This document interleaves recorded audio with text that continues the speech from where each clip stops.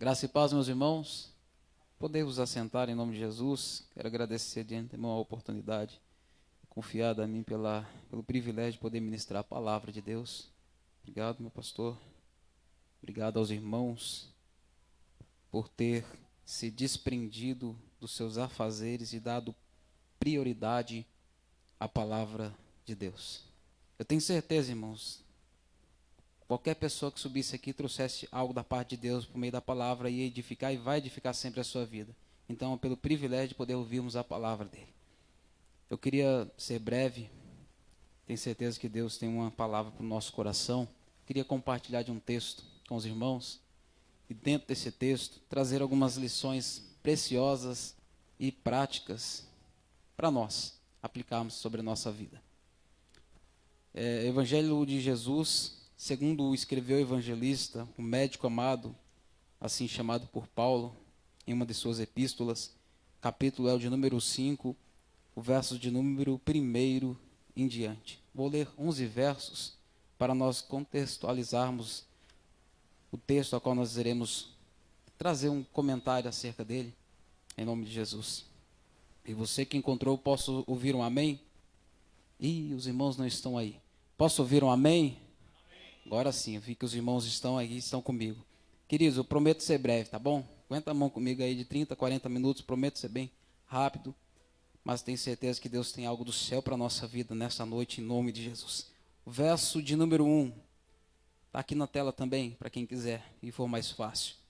Diz assim: E aconteceu que, apertando a multidão para ouvir a palavra de Deus, estava ele junto ao lago de Genezaré. Estou usando aqui a João Ferreira de Almeida, tá bom, queridos? O Almeida Corrigida Fiel também é quase a mesma tradução. Verso 2: E viu estar 2 barcos junto à praia do lago, e os pescadores, havendo descido deles, estavam lavando as redes. Por favor, irmãos, eu não sou de fazer isso, mas só para que fique gravado na mente. Lavando as redes. Lavando as redes, muito bem. E entrando num dos barcos, que era o de Simão, pediu-lhe que o afastasse um pouco da terra. E assentando-se, ensinava do barco a multidão. E quando acabou de falar, disse a Simão: Faze-te ao mar alto e lançai as vossas redes para pescar. E respondendo Simão, disse-lhe: Mestre, havendo trabalhado toda a noite, nada apanhamos. Mas, porque mandas, lançarei a rede. E fazendo assim, colheram uma grande quantidade de peixes, e rompia-se-lhes a rede. E fizeram sinal aos companheiros, que estavam no outro barco, para que os fossem ajudar. E foram e encheram ambos os barcos, de maneira tal que quase iam a pique. E vendo isso, Simão Pedro prostrou-se aos pés de Jesus, dizendo: Senhor, ausenta-te de mim, porque sou um homem pecador. Pois o espanto se apoderara dele e de todos os que com ele estavam, por causa da pesca que haviam feito. E de igual modo também de Tiago e João, filhos de Zebedeu, que eram companheiros de Simão. E disse-lhe Jesus: Simão, não temas, de agora em diante serás pescador de homens. E, levando os barcos para a terra, deixaram tudo e o seguiram. Amém? Louvado seja Deus por essa palavra e por essa leitura. O texto, ora, qual nós lemos, ele também foi registrado pelo evangelista Mateus, pelo evangelista Marcos. Só que Lucas, ele traz alguns detalhes importantes para nós podermos entender a forma como Jesus atuou sobre a vida daqueles homens naquele dia. E nessa oportunidade eu gostaria de falar de forma bem breve sobre frustração. Quem aqui dentre nós que nunca passou por algum momento de frustração na vida? Frustração talvez por um sonho não conquistado, ou um sonho ou um objetivo não alcançado. Por algo que talvez você se propôs a fazer e não saiu da maneira como você julgava que iria sair. É alguém que faz planos e no final dos planos, tendo tudo para dar certo, tendo tudo para acontecer, não acontece. Dá errado. Provavelmente você já se sentiu assim. Provavelmente você já enfrentou como esses homens enfrentaram também um dia assim. E o texto que nós lemos vai falar exatamente disso, de um dia onde eles foram para a pesca e esse dia foi frustrado pela expectativa não alcançada. Quando eles voltam, Jesus está na beira da praia pregando e a multidão ouvindo. E Jesus toma um dos barcos emprestado e conhecemos o texto. Só que antes de nós iniciarmos falando acerca desse texto, eu queria fazer um comentário acerca desse encontro de Jesus com estes homens. Se nós fizermos uma leitura rápida e vou dizer um pouco apressada desse texto, nós talvez olhemos e imaginemos que este é o primeiro encontro de Jesus com Pedro ou de Pedro com Jesus. Mas não. A princípio, quando nós olhamos para os evangelhos e nós temos a confirmação através das harmonia dos evangelhos, e quando nós abrimos o evangelho segundo escreveu João, o evangelho de Jesus segundo escreveu João, capítulo de número 1, eu quero fazer a leitura com os irmãos. Se você quiser abrir ou se quiser acompanhar aqui na tela também, vai ser muito bom. Esse não é o primeiro encontro de Jesus com Pedro. Por que eu digo isso, que não é o primeiro encontro? Porque isso faz toda a diferença para as aplicações que nós iremos fazer nessa noite. Por quê? Porque nós entendemos que os relacionamentos que nós obtivemos para a nossa vida definem parte daquilo também que será o nosso futuro. Alguém que disse, já comentou acerca disso, que as 5 pessoas que você tem mais proximidade é aquilo que você vai se tornar, a média daquilo que você vai se tornar. Procure andar com pessoas que falam de Deus. Procure andar com pessoas que servem a Deus. Procure conversar com pessoas que são tementes a Deus. Procure andar e conversar com pessoas que conhecem o Deus a qual você professa a fé nele. Porque certamente você vai se tornar cada vez mais uma pessoa melhor. Certamente, isso é uma verdade. Então, os seus relacionamentos, os nossos relacionamentos, eles definem o nosso futuro. No primeiro encontro de Jesus, João, evangelista João, ele escreveu no capítulo de número 1. Vou ler somente alguns versos para nós não ficarmos perdidos na leitura. Verso de número 34 em diante. Olha o que diz o texto. 35 melhor. No dia seguinte, João estava outra vez ali, na companhia de 2 dos seus discípulos. Aqui está falando de João o Batista.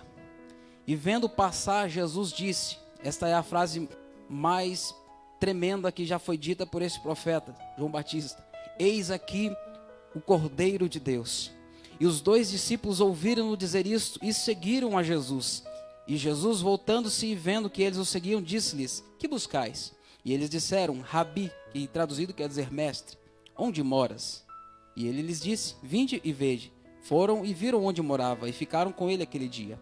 E era já quase a hora 10ª, ou 4 horas da tarde, porque o calendário, ou melhor, as horas contadas pelos judeus é diferente das nossas. A primeira hora do dia, a saber, era do período de 6 às 7 horas da manhã. Então era 7 horas da manhã, era a primeira hora, a segunda hora era 8 horas da manhã, a terceira hora eram as 9 horas da manhã. Só para que você, quando for fazer alguma leitura e você olhar, você vai entender acerca disso que nós estamos comentando.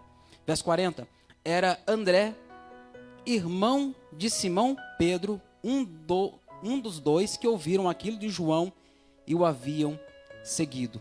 E este achou primeiro a seu irmão Simão e disse-lhe, achamos o Messias, que traduzido é o Cristo. E levou-o a Jesus. E olhando Jesus para ele disse, tu és Simão, filho de Jonas, tu serás chamado Cefas, que quer dizer Pedro.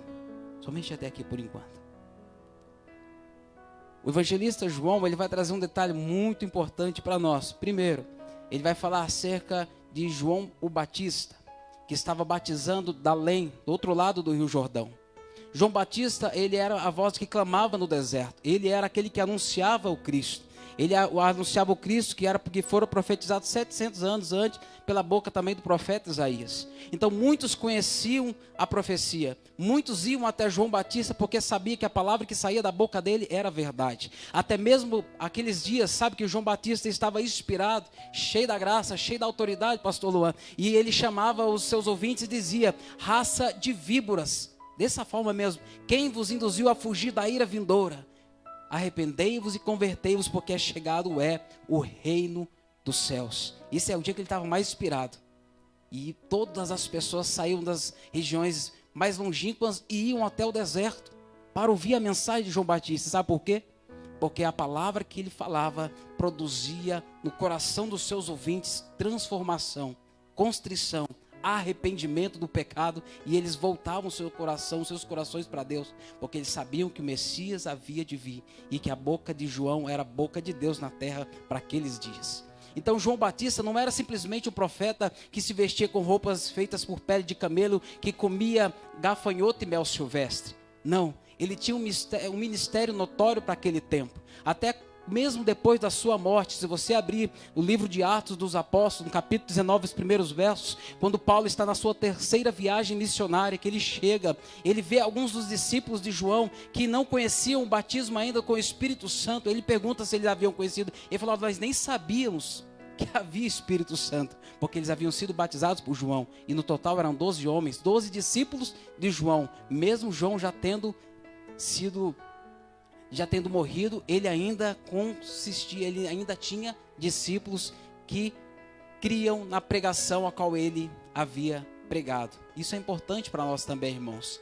A Bíblia diz que nós devemos fazer discípulos.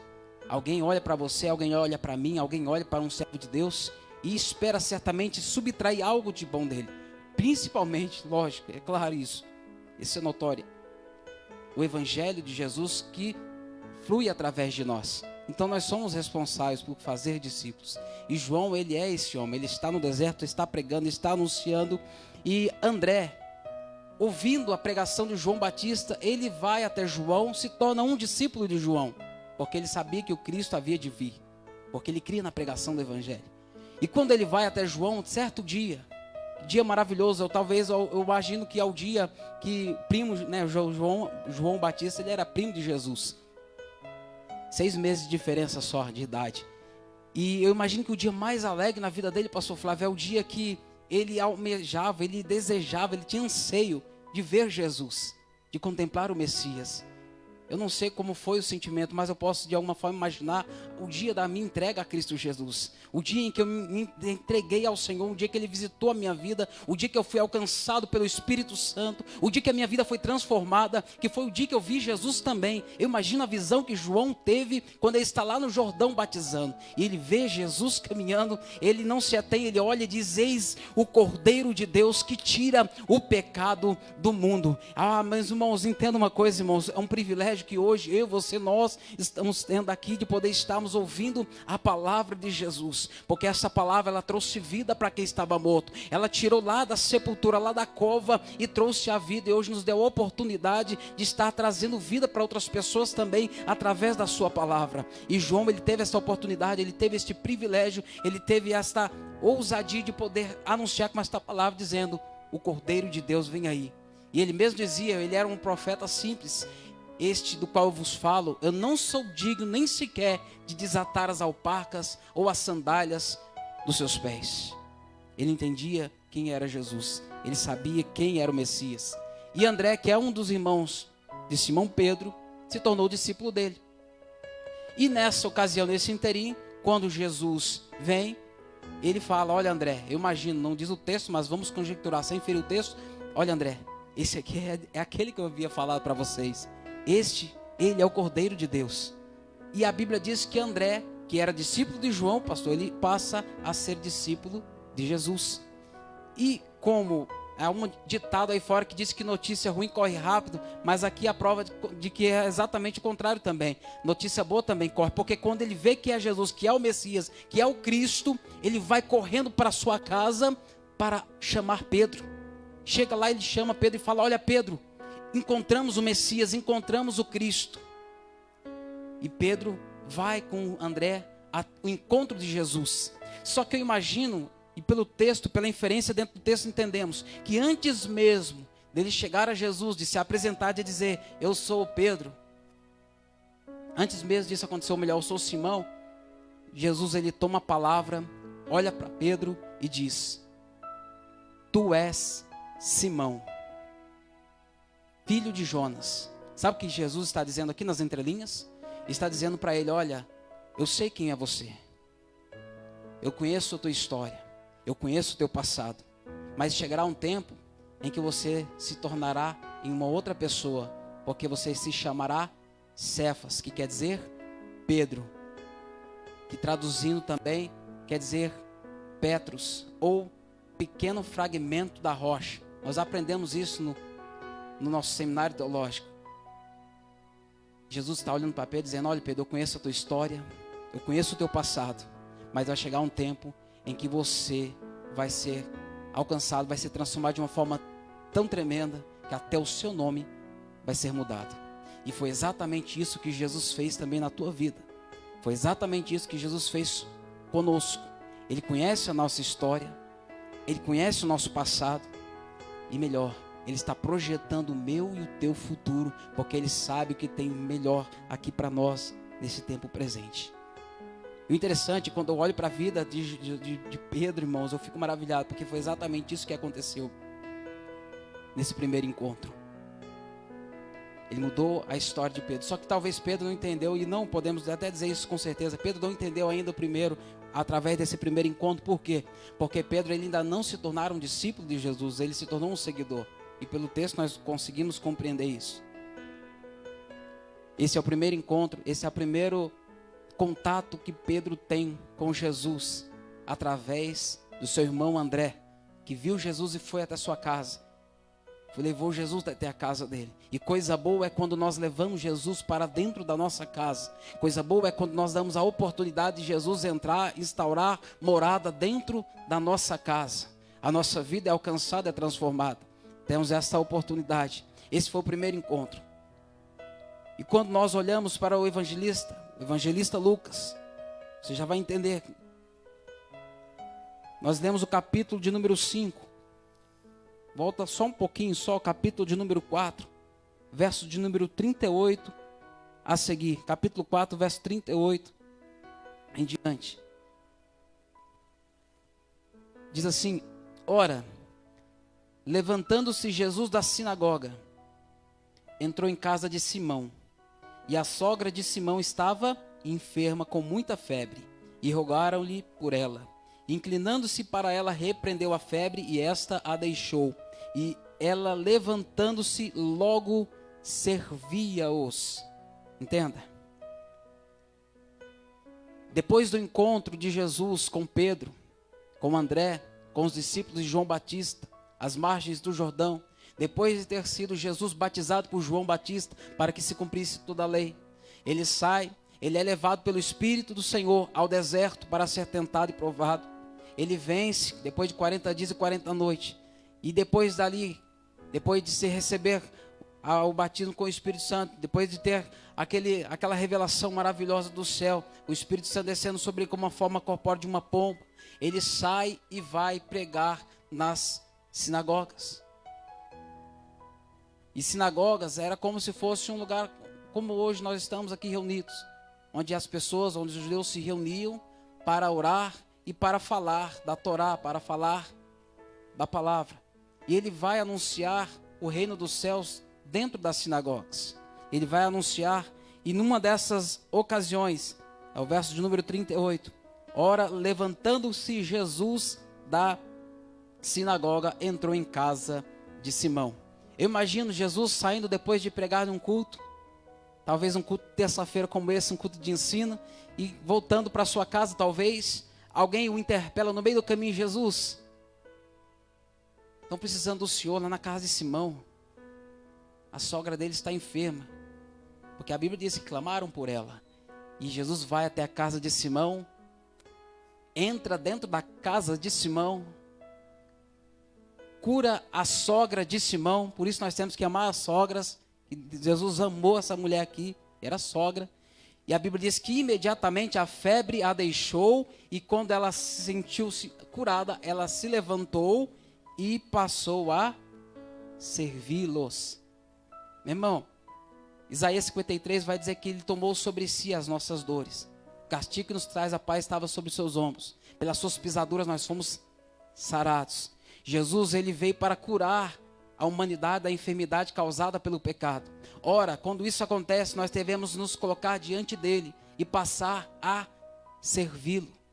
Porque eu entendo, irmãos, que todos nós que estamos aqui, nós somos escolhidos por Deus. Mas eu entendo também e aprendo por meio das Escrituras que Deus, ele não escolhe ninguém sem que haja um propósito. Se o Senhor te escolheu, Ele tem um propósito na tua vida e através da tua vida para alcançar a tua casa e através da tua casa alcançar outras famílias também. Isso é o Evangelho. O Evangelho ele precisa ser disseminado. E Jesus alcançou essa casa, essa família. Só que aqui eu olho e aprendo que Jesus, mesmo tendo falado no começo, no primeiro encontro, falou do passado de Simão, falou do futuro de Simão, ele agora está dentro da casa de Simão, cura a sogra de Simão. Mas Simão, ele ainda é um seguidor. Ainda nós não vemos ele com notoriedade dentro dos textos deste segundo encontro. E há uma diferença gritante entre ser um discípulo de Jesus e ser um seguidor de Jesus. Porque quem é seguidor, ele vai somente até para ver o que vai dar. Ele está ali de passagem. Se der errado, ele volta. Se não der certo, ele retorna para o lugar de onde ele saiu. O discípulo não. O discípulo ele vai até o fim, porque o discípulo ele não está tão preocupado com o milagre, ele quer acompanhar o dono do milagre, ele quer seguir até o fim da sua jornada, ele quer poder talvez recitar as mesmas palavras, irmão Wesley, do apóstolo Paulo, dizendo: eu combati o bom combate, eu encerrei a minha carreira e eu guardei a fé. Esta deve ser a expectativa em nosso coração, servindo a Jesus. Porque senão não faz sentido nós, vou caminhar somente até onde eu conseguir. Meu irmão, se nós entrarmos com esse pensamento no Evangelho, nós já entramos certamente com 50% da derrota. Por quê? Porque o Evangelho a palavra de Deus vai nos dizer que nós somos mais do que vencedores em Cristo Jesus. Então nós somos vencedores, nós não podemos entrar com esse tipo de pensamento. Porque há luta, porque há dificuldade, porque há situações contrárias à nossa vida. Este é o segundo encontro, a segunda ocasião em que Jesus vai se encontrar com Pedro. E percebe-se que o nível de relacionamento vai aumentando, vai se intensificando. De um encontro às margens do Jordão, agora Jesus está dentro da casa de Simão, curando a sogra dele, tomando aquele café pendência abençoado com a família de Pedro. E é exatamente assim que Jesus também fez conosco um dia. Jesus nos encontrou às margens da nossa vida de pecado, nos trouxe para perto, falou da nossa história, disse acerca do nosso futuro, que ia mudar a nossa vida. Entrou dentro da nossa casa. Mudou situações lá dentro em que o médico não podia mudar. Transformou situações lá dentro que homem nenhum poderia transformar. E muitas das vezes pessoas vivendo tudo isso ainda conseguem virar as costas para o Evangelho e voltar para um mundo de pecado e de ilusão. Então nós devemos ficar atentos, irmãos. Jesus ele já fez tanta coisa na minha vida, na tua vida. Tenho certeza disso, eu falo isso sem sombra de dúvida, sem nenhum medo de errar. Fez tantas coisas na minha e na tua vida, coisas que certamente são imensuráveis. Coisas que se fôssemos parar e detalhar o que Jesus fez em vida de cada um dos irmãos aqui, passaríamos noites comentando acerca disso. Eu falo isso porque nós devemos trazer sempre a nossa memória. Quando bater aquele pensamento de desespero, sabe quando a situação parece que não está indo da forma qual nós gostaríamos que estivesse acontecendo? E quando aquele pensamento ilusório, achando que se nós ficarmos inertes, se nós retrocedermos, ou se nós não fizermos mais nada, ou se nós simplesmente ficarmos sentados no banco e não vou fazer mais nada, nem na igreja vou mais, porque não está mudando nada. Isso é uma mentira de Satanás para tentar ludibriar nossa mente. Nós devemos lembrar que Jesus fez no passado, Ele faz no presente, e Ele vai continuar fazendo eternamente sobre as nossas vidas. Esse é o segundo encontro. Apocalipse 3:20 diz: eis que estou à porta e bato. Se alguém ouvir a minha voz e abrir a porta, entrarei em sua casa e com ele cearei e ele comigo. Esse é o segundo encontro. O texto que nós lemos, na epígrafe da minha Bíblia está escrito a pesca maravilhosa. Em algumas está escrita os primeiros discípulos. E Jesus, no capítulo de número 5, depois ele sai da casa de Simão Pedro. É que quando nós lemos do capítulo 4 ao 5, dá a impressão que já foi instantâneo. Não, este é o segundo encontro, ele na casa da sogra de Pedro, ou na casa de Pedro propriamente. Mas no capítulo de número 5, já vai passar-se um período de aproximadamente 1 ano, depois do segundo encontro. E nesse terceiro encontro, nessa terceira oportunidade que Pedro teve de estar com Jesus, Ele já sabia quem era Jesus. Ele já havia vivido milagres dentro da sua casa. Ele já havia escutado os lábios sacrossantos de Jesus acerca da sua vida, da sua história, do seu futuro que seria mudado. De que ele não seria apenas um pescador de peixes, mas que ele se tornaria um pescador de homens. Verso de número 1. E aconteceu que, apertando a multidão para ouvir a palavra de Deus, estava ele junto ao lago de Genezaré, ou mar da Galileia, ou mar de Tiberíades, ou mar de Quinerete. Você vai encontrar também todas essas referências, esses nomes, mas é tudo a mesma coisa. O mar da Galileia, que na realidade é um lago de água doce, com 12 metros, 12 metros tem a porta da igreja, 12 quilômetros de comprimento por 22 de extensão, de largura, cercado por montanhas. E era um mar que naquele tempo se destacava dentro da sua geografia. Por quê? Porque era um polo de pesca principal daquela região. Ficava aproximadamente 100 quilômetros de Jerusalém. E era muito comum os pescadores irem a este lago, ou mar da Galileia, como preferir, para cumprir o seu ofício da pesca. Até porque, dos 33 milagres narrados pelos evangelistas, 18 deles ocorrem nas imediações ou propriamente próximo ao mar da Galileia. Então, quando nós falamos do mar da Galileia, ele se destaca com notoriedade dentro dos textos sagrados. E eu aprendo quando nós olhamos para esse terceiro encontro, que Jesus, ele saindo da sinagoga, ele ia pregar nos vales, nas montanhas, onde tivesse a oportunidade, ele estava anunciando. E nessa ocasião, ele está pregando na beira da praia. E multidões afluíam ao seu redor para ouvir a pregação, para ouvir a mensagem. E Jesus atraía essas multidões. E nesta ocasião, quando ele está pregando, multidões se acotovelando para ouvir a mensagem. Neste fatídico episódio, Pedro e seus companheiros de pesca, que eles eram sócios de uma companhia de pesca, estavam voltando de uma noite frustrante, de uma noite que tudo deu errado, de uma noite que não aconteceu como eles gostariam que tivesse acontecido. Entende, irmãos? Verso de número 2. E viu estar 2 barcos junto à praia do lago, e os pescadores, havendo descido deles, estavam lavando as redes. E isto aqui é algo que deve chamar a atenção de qualquer um de nós que somos leitores da Bíblia. Por quê? Vou te explicar. Maravilhosa é a oportunidade que nós temos, qualquer um de nós, de trabalharmos com aquilo que nós amamos. Alguém usa uma frase às vezes para dizer que se você faz aquilo que você ama, você não vai precisar trabalhar nem sequer um dia. Eu não acho isso certo não, irmão. Porque tem dia que até você fazendo o que você ama, tem dia que a vontade é de ficar uma meia hora a mais na cama. Mas se ficar dá ruim, dá problema. Tem que levantar, sacudir a poeira e correr para o abraço. Mas é uma verdade. Quando você ama aquilo que você faz, você não faz com pesar, você não faz com mau humor, você faz com prazer. Porque está dentro, está entranhado dentro de você. E aqueles homens, até o nome da cidade de onde eles eram de Betsaida, que quer dizer casa da pesca ou casa do peixe. Então tinha tudo a ver com eles. Eles nasceram para isso. Estava dentro deles essa profissão. Eles sabiam exatamente o que eles estavam fazendo. Já disse isso em outras oportunidades. Então eles sabiam exatamente o que eles iriam fazer em alto mar. Eles não iam para tentar, eles não iam para ver se ia dar certo. Não, meus irmãos.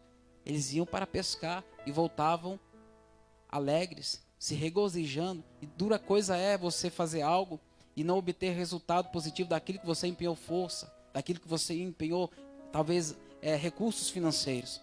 Isaías 53, 11, verso de número 11, a parte A, vai dizer que até Jesus, ele veria a obra de suas mãos, do seu trabalho, e se satisfaria, e ficaria satisfeito com a obra do seu trabalho, com a obra de suas mãos.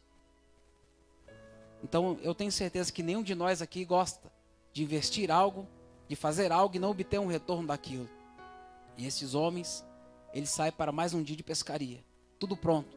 Isca, as redes adornadas, talvez costuraram, não sei o que eles precisavam fazer, mas certamente estava tudo da forma qual eles sabiam que era a melhor condição para ir a uma pescaria.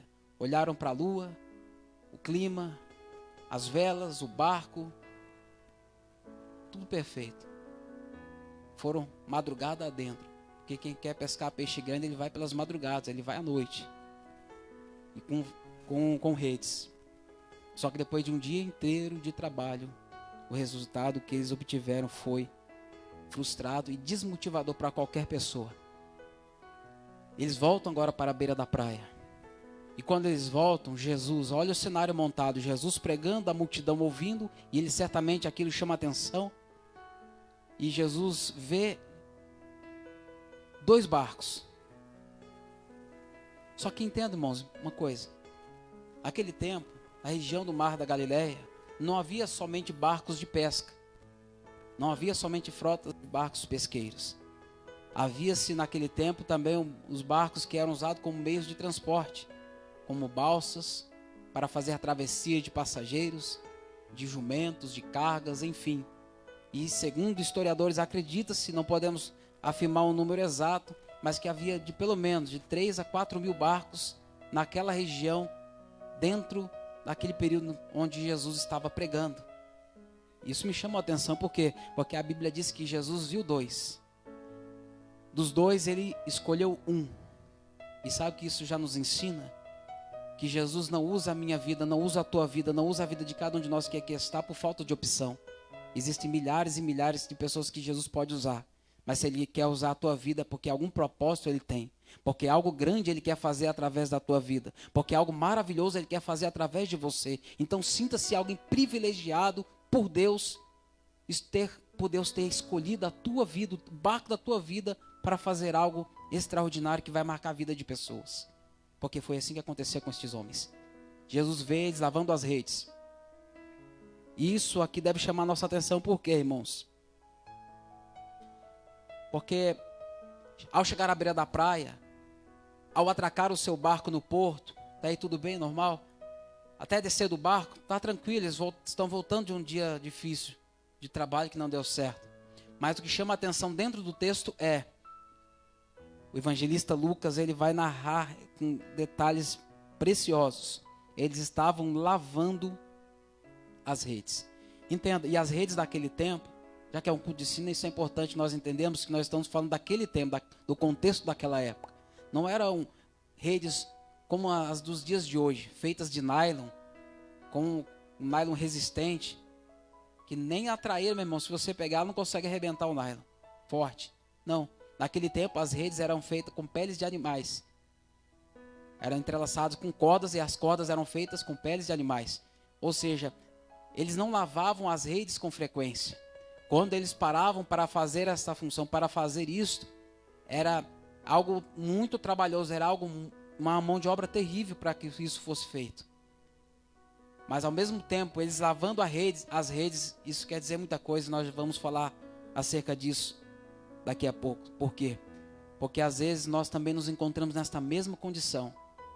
E quando fala acerca de lavar-se as redes, eles estão dizendo, em outras palavras ou sem palavras, vou deixar de pescar e não sei quando vou voltar novamente, ou vou retornar para o mar. Isso acontece com muitas pessoas que se depararam com alguma frustração na vida.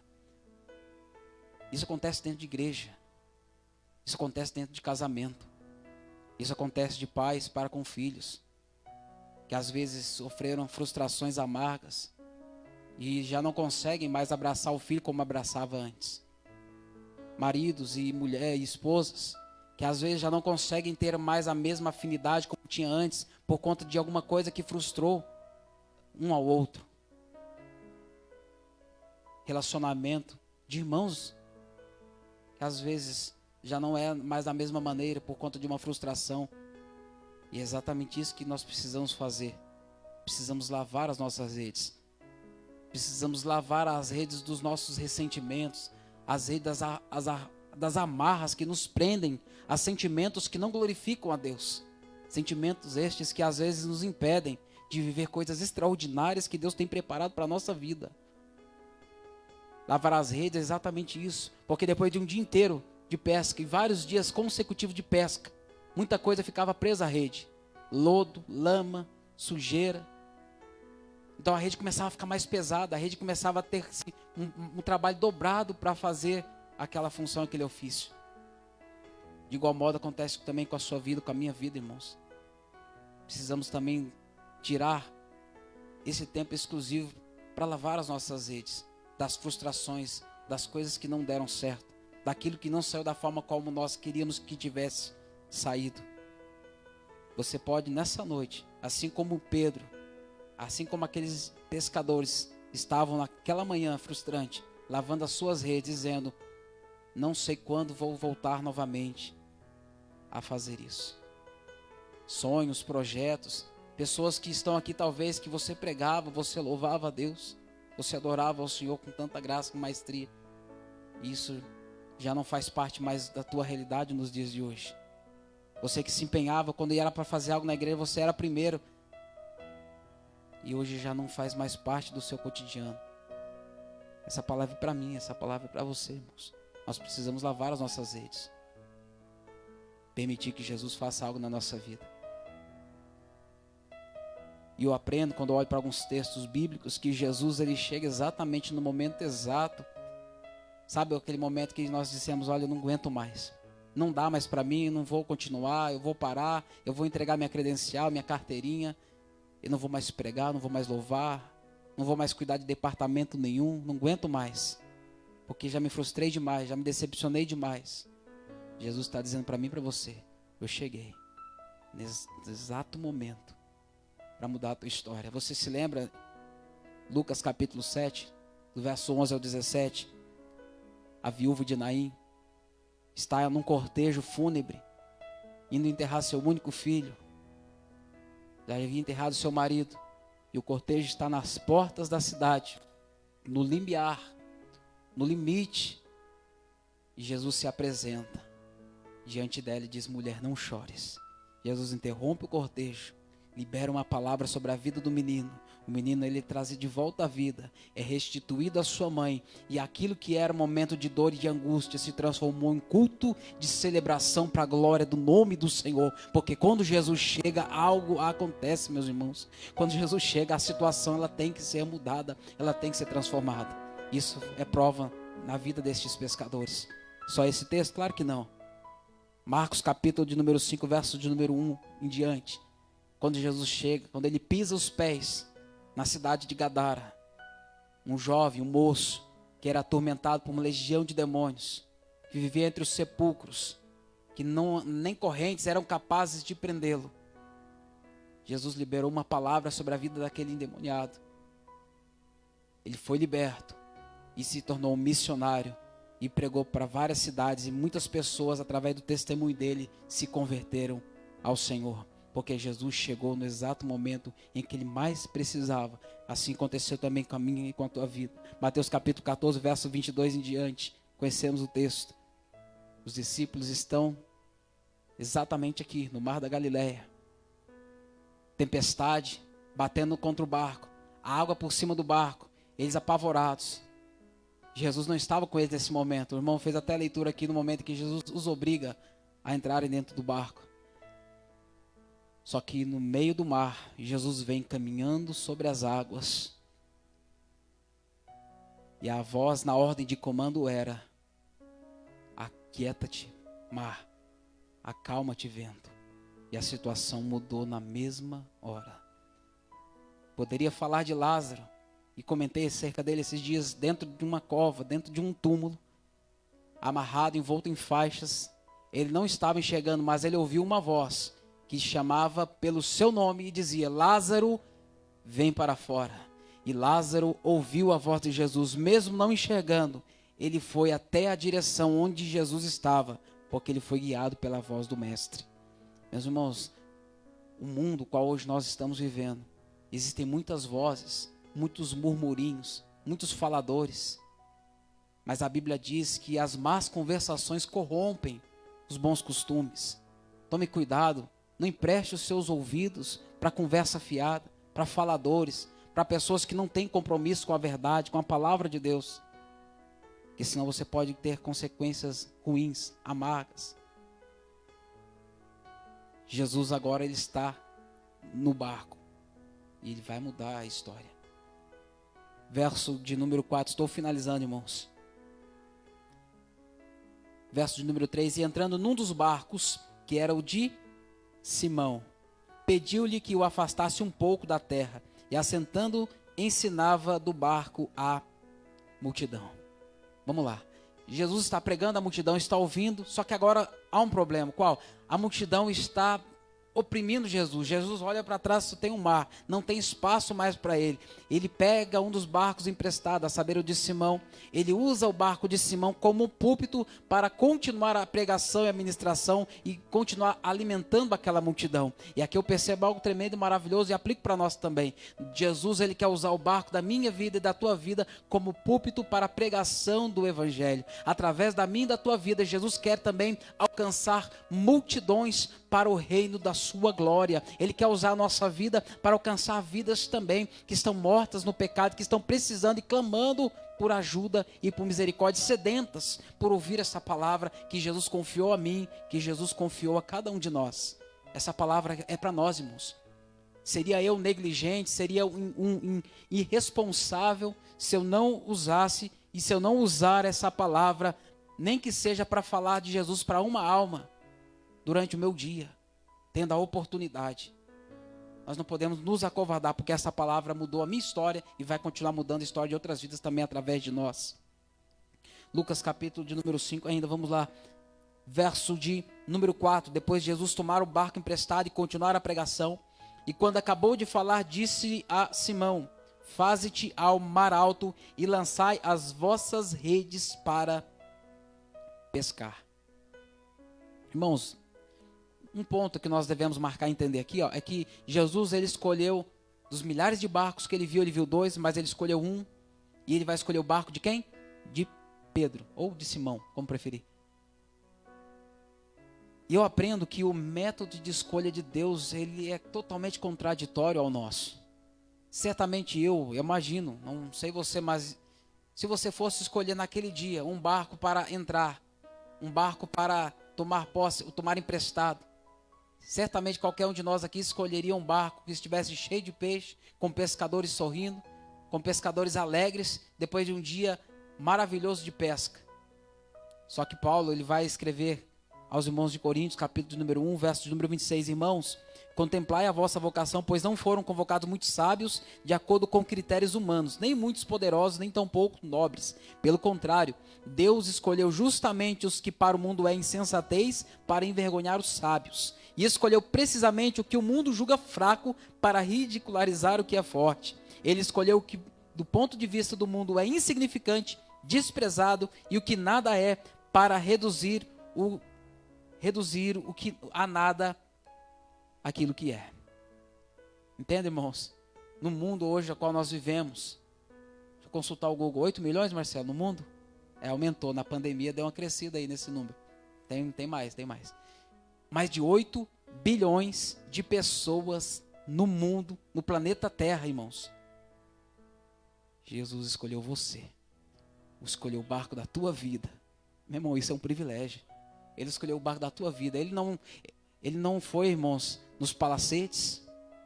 Ele não foi entre os magistrados, os nobres, os da realeza. Não que ele não use, não que ele não possa fazê-lo, não. Mas ele escolheu cada um de nós. Aqui o apóstolo Paulo vem escrever com tanta maestria dizendo: Jesus olha para um barco vazio, pescadores frustrados, e escolhe o barco daqueles homens. Por quê? Porque ele não está de olho no nosso aparente. Porque Jesus não escolheu nenhum de nós, irmãos, pelo nosso passado.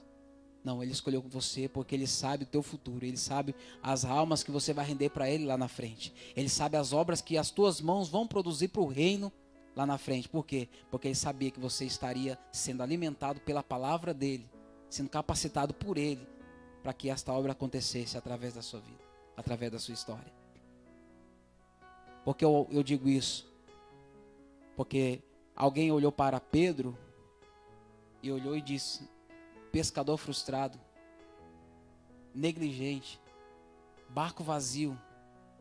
Mas Jesus olhou e viu Pedro lá na frente, lá em Atos, um pregador do evangelho que, na sua primeira pregação, 3.000 almas se rendem aos pés de Jesus através da vida do apóstolo Pedro.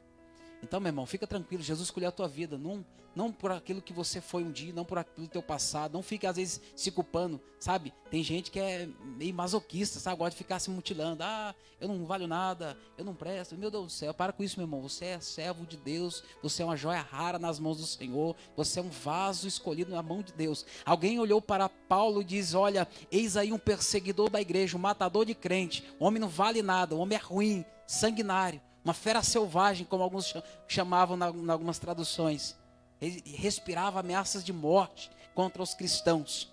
Até Ananias mesmo, quando foi falar, quando Jesus falou com ele, ele falou, rapaz, Jesus, você sabe de quem o senhor está falando?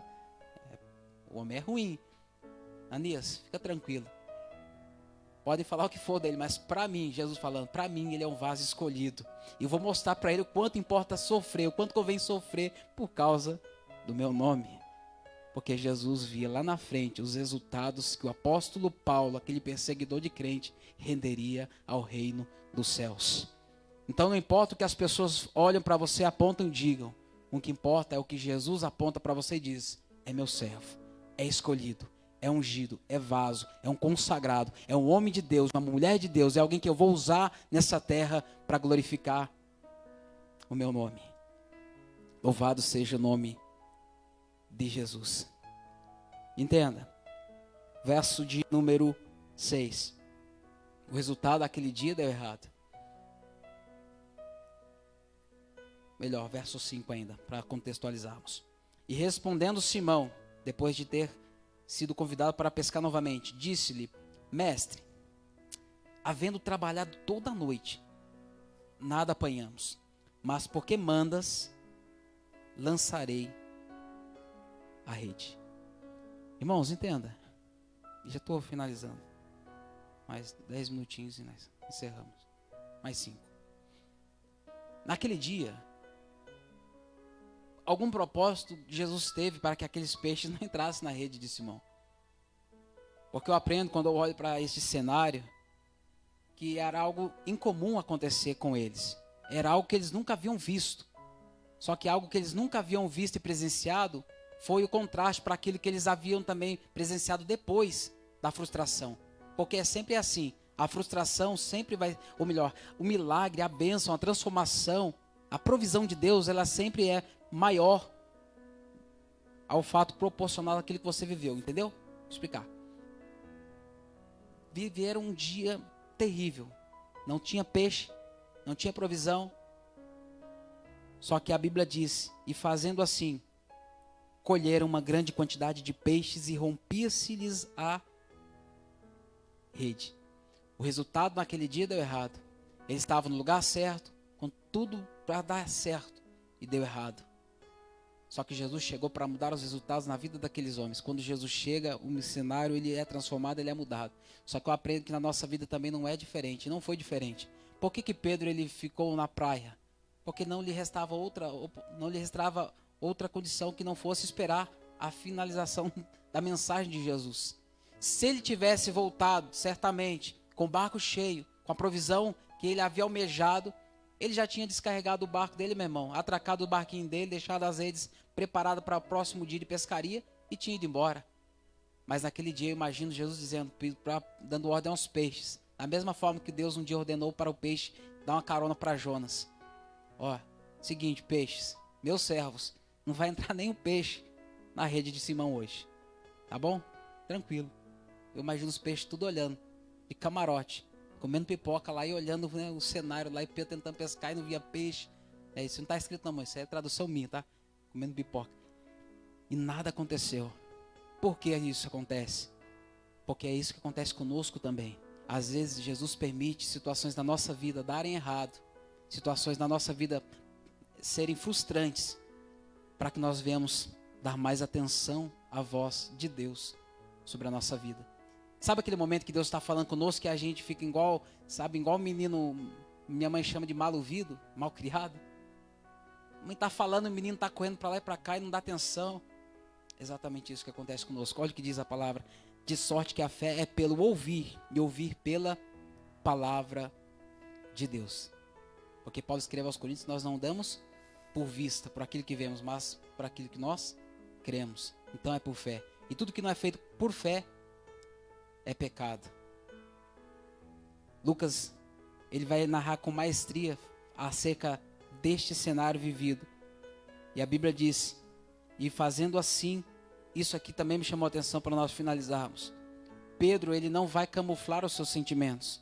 Ele vai dizer, Jesus, nós trabalhamos a noite toda, não pegamos nada, estamos frustrados, estamos zerados, chateados. É o que Provérbios 28:3 diz, quem camufla suas faltas jamais alcançará o sucesso, mas quem as reconhece, confessa e abandona, recebe toda a compaixão de Deus. Eles tiveram a oportunidade de voltar novamente para o barco e viver um cenário que eles nunca haviam contemplado. E exatamente essa mesma ocasião que nos chama a atenção, porque quando ele vai dizer no verso de número 6, e fazendo assim colheram. Lucas, dentre os 40 escritores da Bíblia Sagrada, ele é o único que não é judeu. Lucas, ele é um grego, médico formado. Então ele era alguém instruído, ele era alguém que sabia o que ele estava escrevendo. Ele dominava o grego. Diferente dos outros evangelistas que eram judeus e algumas escritas eles tinham dificuldade de escrever com clareza ou de transmitir com clareza aquilo que eles estavam querendo escrever. Mas Lucas não, Lucas ele sabia, ele tinha um grego perfeito. Não era o grego koiné como era costumariamente nós costumamos comentar. Porém ele vai escrever, colheram. Em algumas outras traduções você vai encontrar essa mesma expressão, colheram. Na NTLH não, lá está escrito pescaram, mas é uma tradução que eu não aconselho fazer sempre uso dela com alguns textos que pode ter uma diferença um pouco gritante. Mas é uma tradução boa também para compreensão. Por que ele escreveu colheram e não pescaram? É o que Gálatas, capítulo de número 6, verso 7 diz, não erreis, Deus não se deixe escarnecer, porque tudo que o homem semear, isso também ceifará. Ou seja, tudo que o homem planta, que ele semeia, é o que ele colhe. Então é um princípio. E o Senhor, nosso Deus, ele não quebra princípios.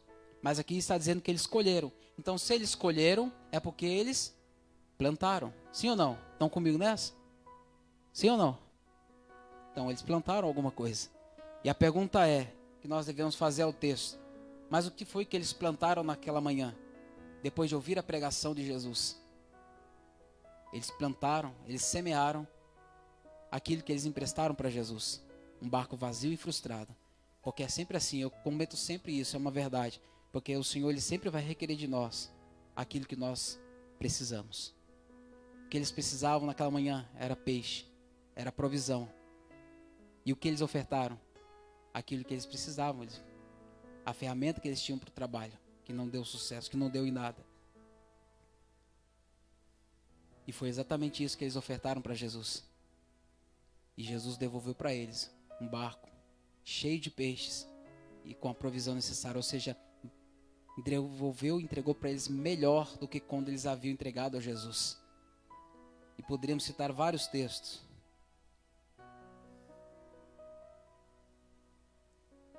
Eu aprendo, irmãos, com esse texto, que quando nosso Deus, ele pedir algo para nós, ele não pede porque ele quer ficar para si, até porque tudo que eu tenho, tudo que você tem é dele.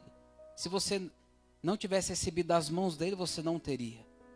O fôlego de vida, o ar que você respira, a provisão que você tem na sua casa, dentro do seu armário, na sua despensa, na sua geladeira, é tudo provisão dele.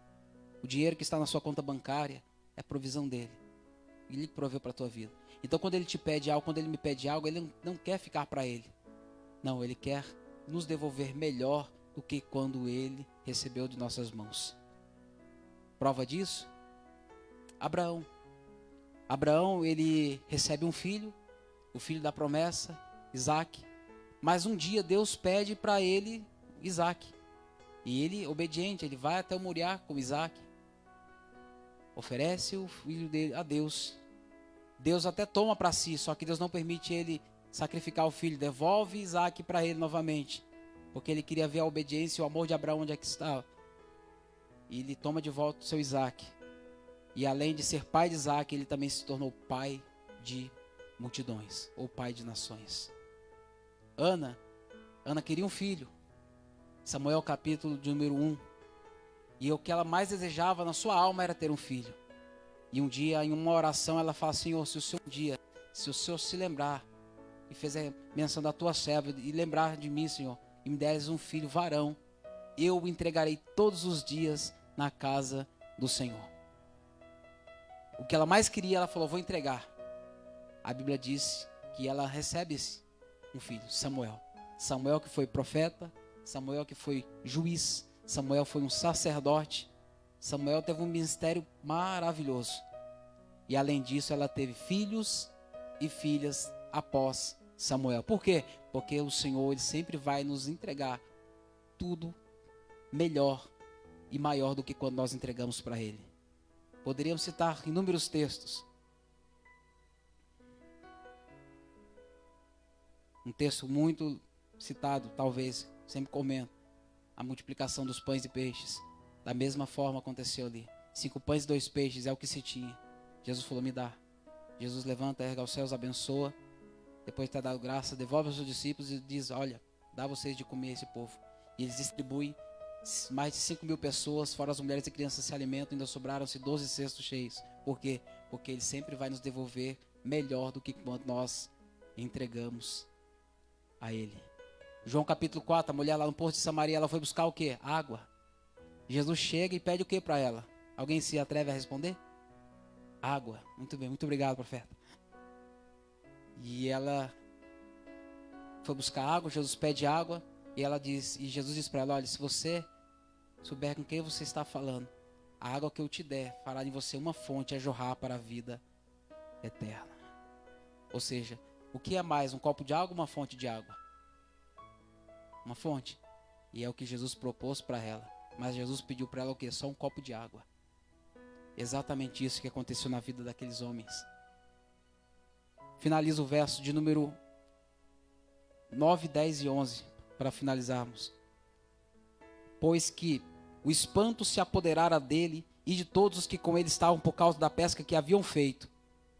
E de igual modo também Tiago, filhos de Zebedeu, que eram companheiros de Simão, e disse Jesus a Simão: não temas, de agora em diante serás pescador de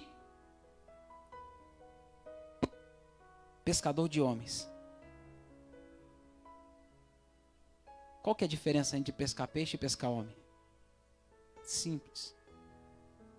Quando Simão saía para a pesca, aquilo que nutria a sua vida, aquilo que trazia recursos para dentro da sua casa, era através da morte dos peixes.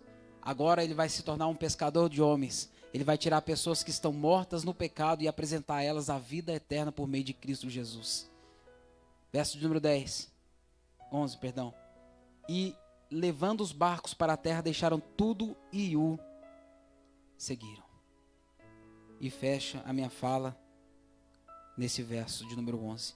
E digo para você, meu irmão, vale a pena nós continuarmos lutando em prol do Evangelho de Cristo.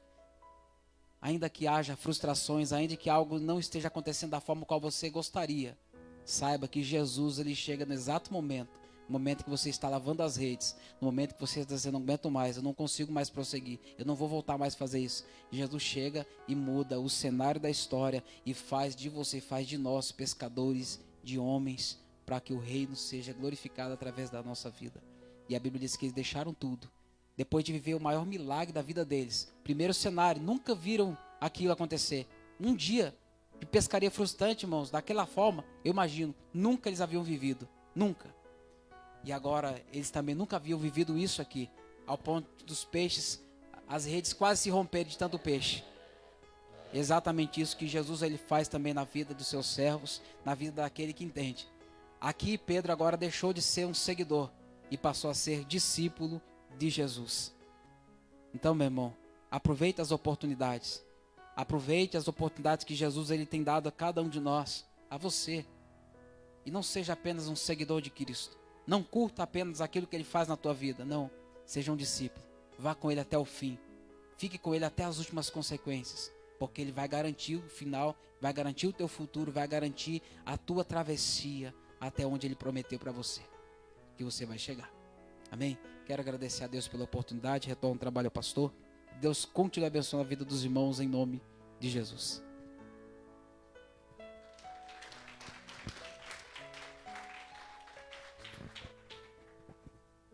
Glória a Deus. Boa palavra. Louvado seja Deus. Vamos colocar em pé, queridos. O que resta é aplicar a nossa vida e darmos seguimento, assim como Pedro deu seguimento. Queridos, eu gostaria de fazer um convite para hoje, quando der 0 horas, quando der meia-noite, né? Quando for iniciar um novo dia, eu gostaria que você pudesse estar orando conosco. Hoje, meia-noite, mesmo horário, dentro de um mesmo propósito. Ah, não pode orar às 11, que meia-noite eu gosto de estar dormindo já. Não, meia-noite. Tá bom? Amém? Meia-noite. Dorme antes, acorda 10 para meia-noite, você ora meia-noite. Não tem problema nenhum. Tá certo? Mas meia-noite, para a gente poder estar orando num mesmo horário. Tá bom? Vou avisar lá no grupo também da igreja. 0 horas você entra em oração. Quanto tempo, pastor? Quanto tempo você achar que deve orar? Tá bom? É difícil dar números à oração dos outros, né? Cada um sabe o quanto precisa. Então, meia-noite hoje, dobre os joelhos com a sua família, na sua casa, e ore pela igreja, ore por essa cidade, por esse bairro, ore pela sua família, ore pela sua vida, ore pelo seu chamado. Tá bom? Básico e simples assim. Tá certo? E Deus, pelo seu Espírito Santo, vai te direcionar dentro dessa oração, certamente. Levanta suas mãos se você puder. Querido eterno Deus, nós te agradecemos pela tua palavra, te agradecemos pelo privilégio de estar. Te agradecemos, ó Deus amado, porque o Senhor é o mesmo ontem, hoje e o será eternamente.